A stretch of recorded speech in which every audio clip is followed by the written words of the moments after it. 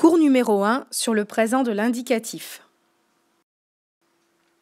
Concernant les verbes du premier groupe, comme sauter, nous avons une terminaison en E, ES, E, ONS, EZ, ENT. La deuxième personne constitue la seule difficulté de cette conjugaison. Attention, sur le même modèle, nous avons également des verbes du troisième groupe. Ces verbes sont ouvrir, ainsi nous aurons tu ouvres,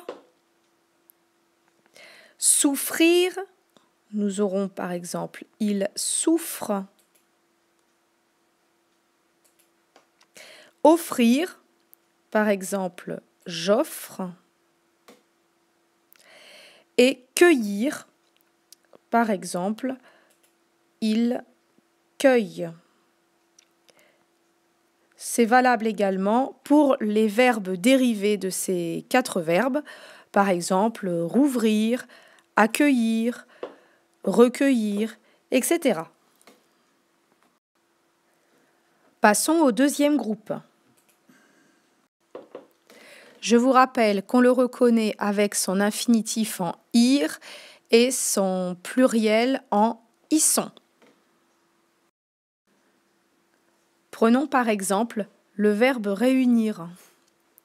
Nous avons une terminaison au singulier qui est une terminaison courte en is, is, it. Au pluriel, nous avons une terminaison longue parce que en fait, c'est le radical qui s'allonge en is, ce qui va nous donner réunissons, réunissez, réunissent.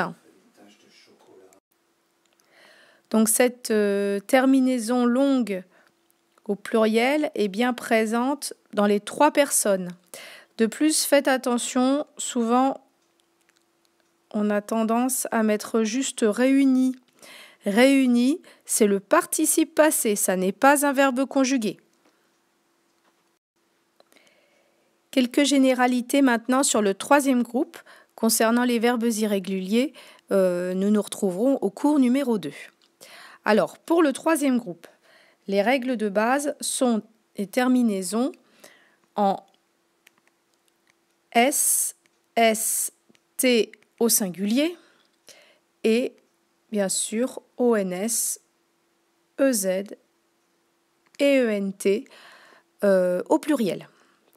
Donc il faut faire attention parce qu'il y a quelques verbes qui perdent leur dernière lettre, enfin plutôt la dernière lettre de leur radical aux personnes du singulier. Par exemple, prenons le verbe sortir. Eh bien, le T fait partie de son radical et pourtant, il le perd. Et nous allons ainsi avoir je sors, par exemple, ou encore il sort.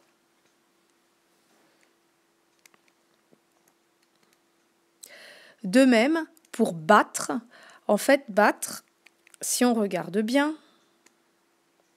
a 2 T. Donc, il va en perdre un.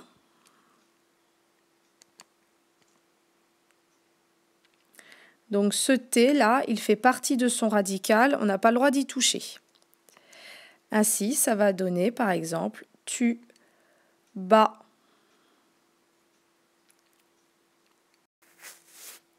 Et maintenant, nous allons faire un zoom sur certains verbes du troisième groupe. Ce sont les verbes qui se terminent en dreux.